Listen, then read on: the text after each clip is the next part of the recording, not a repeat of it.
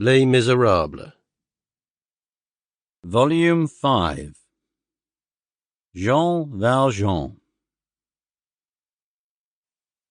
Book 6. The Sleepless Night. By Victor Hugo. Narrated by Peter Silverleaf. Chapter 1. The 16th of February, 1833. The night of the 16th to the 17th of February, 1833, was a blessed night. Above its shadows heaven stood open.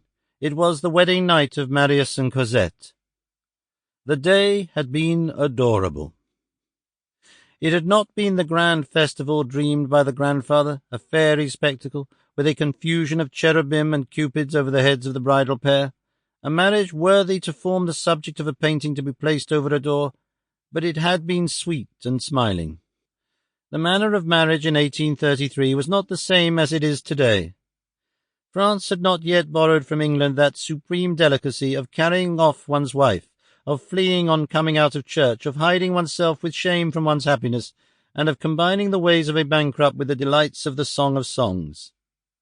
People had not yet grasped to the full the chastity, the exquisiteness, and decency of jolting their paradise in a posting-chaise, of breaking up their mystery with click-clacks, of taking for a nuptial bed the bed of an inn, and of leaving behind them, in a commonplace chamber, at so much a night, the most sacred of the souvenirs of life mingled pell-mell with the tete-a-tete of the conductor of the diligence and the maid-servant of the inn.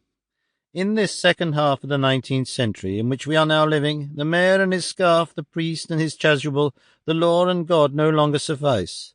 They must be eked out by the postilion de l'Anjumeau. A blue waistcoat turned up with red, and with bell-buttons, a plaque like avant-bras, knee-breeches of green leather, oaths to the Norman horses, with their tails knotted up, false galloons, varnished hat, long powdered locks, an enormous whip and tall boots.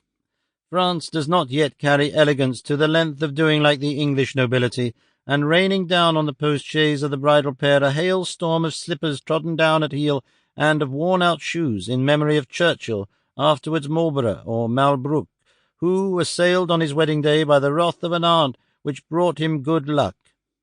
Old shoes and slippers do not, as yet, form a part of our nuptial celebrations, but patience, as good taste continues to spread, we shall come to that.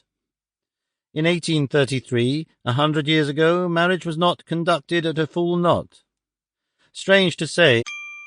Sample complete. Ready to continue?